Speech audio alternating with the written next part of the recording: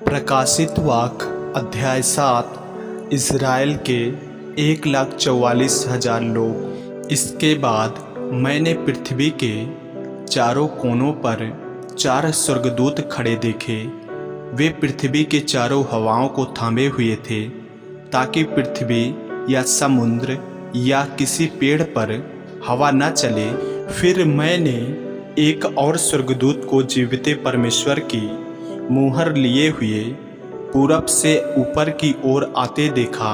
उसने उन चारों स्वर्गदूतों से, जिन्हें पृथ्वी और समुद्र की हानि करने का अधिकार दिया गया था, ऊंचे शब्द से पुकार कर कहा, जब तक हम अपने परमेश्वर के दासों के माथे पर मोहर न लगा दें, तब तक पृथ्वी और समुद्र और पेड़ों को हानि न पहुंचाना। जिन पर मोहर दी गई, मैंने उनकी गिनती सुनी, अर्थात इस्राएल की संतानों के सब गोत्रों में से 1,44,000 पर मुहर दी गई।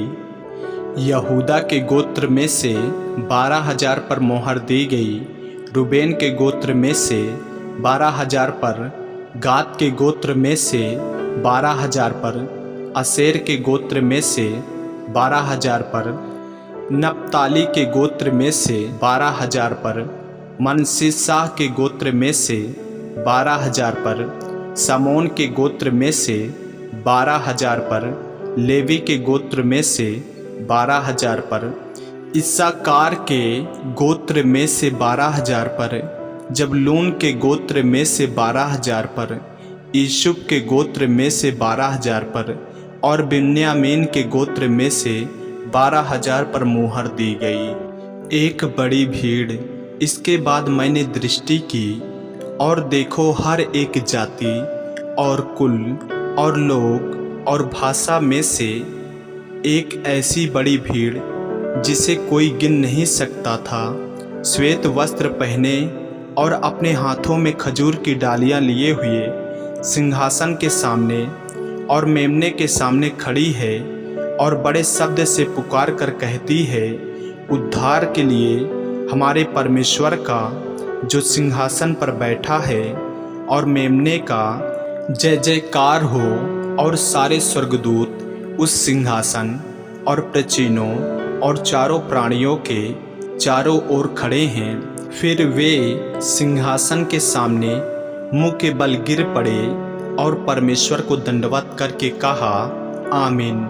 हमारे परमेश्वर की स्तुति और महिमा और ज्ञान और धन्यवाद और आदर और सामर्थ और शक्ति युगान युग बनी रहे, आमीन। इस पर प्राचीनों में से एक ने मुझसे कहा, ये श्वेत वस्त्र पहने हुए कौन हैं और कहाँ से आए हैं?